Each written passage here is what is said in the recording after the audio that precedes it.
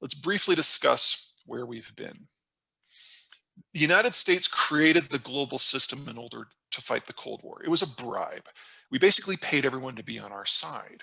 We said that we would use our Navy to patrol the global oceans for everyone, so that anyone could go out at any time and interact with any foreign partner, get any commodity, sell any product, participate in any supply chain, and to be able to do it all without needing a military escort for everything that they did. That had never happened before. We know that is globalization. We know that is free trade. In exchange, they had to be on our side to face down the Soviets. But the Cold War ended 30 years ago. And if the United States decides that it wants to continue this system, we need three things. First, we need a political culture that's bipartisan in nature, that is committed to globalization. Now, I personally would argue that that was long gone before January 6th. I'd say that was long gone before Trump. But right now, we don't even have a political culture. Rediscovering one will take time. It's going to be a big piece of this year and next year, but ultimately it's a 10-year transition. Now, let's assume for the moment that Biden is the guy. Personally, I don't. I mean, he couldn't even get his first bill through the Senate with a single Republican co-sponsor or vote, and 10 Republicans came to his office to ask how they could help. It's not a good sign. But let's assume for the moment that Biden's the guy. How long do you think it's going to take him to knit our cultural fabric back together? Come up with a plan to go out in the world and lead us there? A month? His whole term? More time than he has? You know, this isn't the sort of thing that is done overnight. This takes a decade. Until then, we're out. The second thing we would need is global interests. But the United States is the least involved economy in the world as a percent of GDP because the global system was a bribe. If we had actually invested in it and tried to make money off of it, it wouldn't have been a bribe. We would have just been another empire. It's not a popular sell. And then third, we would need a global military footprint in order to keep the peace, patrol the oceans, prevent interactions that could cause economic harm to the world. We have been slimming down the number of troops that we have abroad since the start of the Cold War. We're going to have fewer than 10,000 troops in the Middle East. Sorry, we have fewer than 10,000 troops in the entire Middle East now. We're going to be going down to 0 later this year. We haven't simply decided to leave. We've already left. Globalization is already over, and what's left is just running on inertia. So that's the strategic piece of this. And what is left is simply running on inertia. Let's talk about the numbers. Let's talk about the economics. This is a standard demographic profile. Children on the bottom, young adults, mature adults, retirees at the top, men on one side, women on the other. Mortality tends to build it into a pyramid. Now, this is Mexico. This is what we consider to be a consumption-led system, because whenever you have a lot of people aged roughly 40 and below, it's all about raising kids and going to college and buying homes and cars. That consumption is what drives modern systems. And when American policymakers look at a system like Mexico, we really like what we see. Two things. First, people who are under age 40 are new on the job. Their value add is somewhat limited. And as a result, Mexico excels at low and mid-skill manufacturing and assembly. That's not what the American worker does. We do the design, we do the high end. So the propensity for integration between those systems is huge. Second, Mexicans are young, which means they buy a lot of product, which means they buy a lot of American product.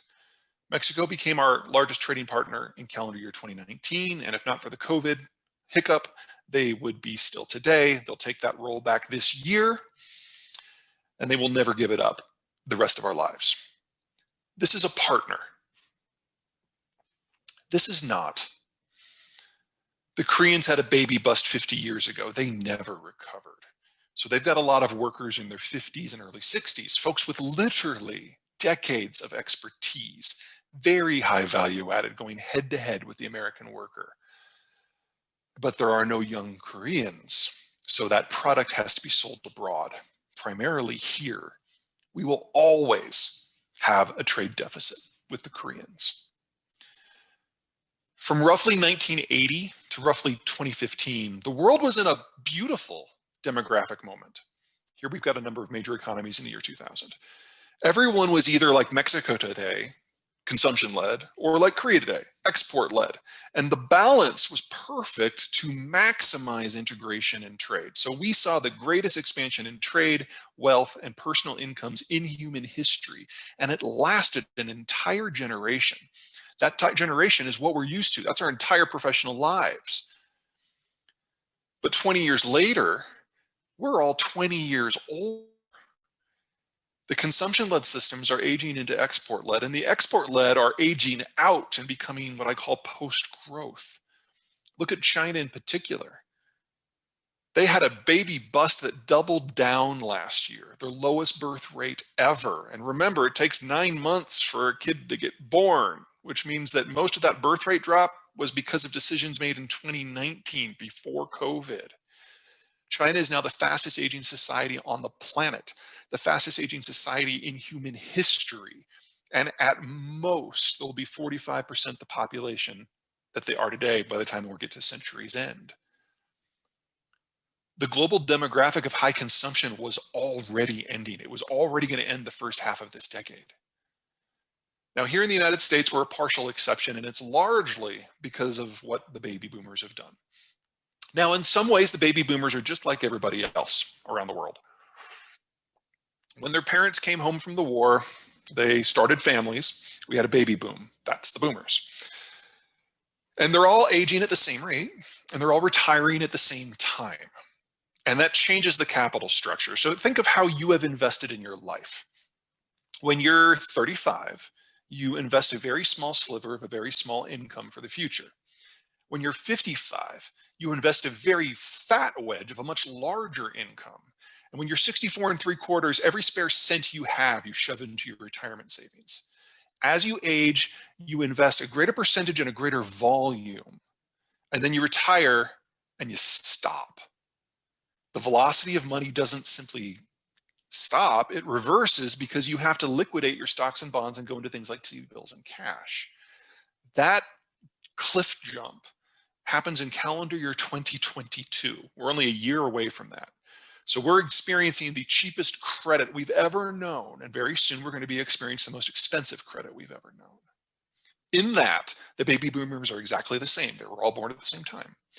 But American baby boomers did one thing different from the rest of the world's boomer cadres. They had kids, they had the millennials. Now we can say whatever we want about the millennials, and there's so very much we can say about the millennials, but they've got one thing going for them that their cadres the world over don't. They exist. They're consuming today. Tomorrow they'll be investing. And that means the United States has a minimum of 20 more years to figure out what to do with the world of collapsing consumption than everybody else. Let me stack it up for you.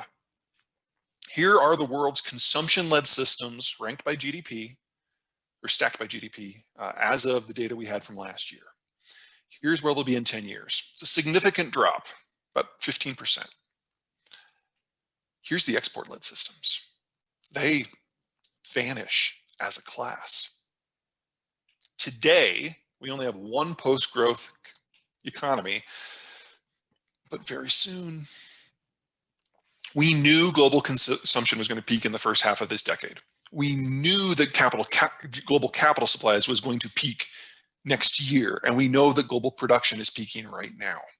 None of them will recover in our lifetimes. And all that was before COVID.